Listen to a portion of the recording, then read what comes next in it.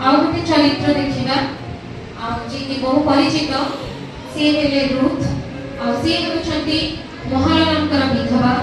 आ से हेला मायाबती रुथ आ जे कि तांकर सासू नयनीक सहित से संपूर्ण भाव थे आ से तांकर देश जाति कुटुंब सब विषय को परित्याग करी से नयनीक सहित से थिले आ सेते बेले जेते बेले से नयनीक सहित तांकर देश को से आसी अछंती सही समय नयनीक को पठाते आ से जैकी जो शस्त्र से साउंड थिले आ सेते बेले बयजक समुद्र से बहुत अनुग्रहर पात्री होती आ से रुथ जहाँ कि नयनी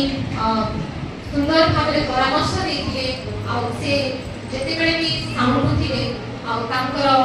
केवल गोटे चरित्र से किभଳି भाବରେ ନିଜର ଜ୍ଞାତି କୁଟୁମ୍ବ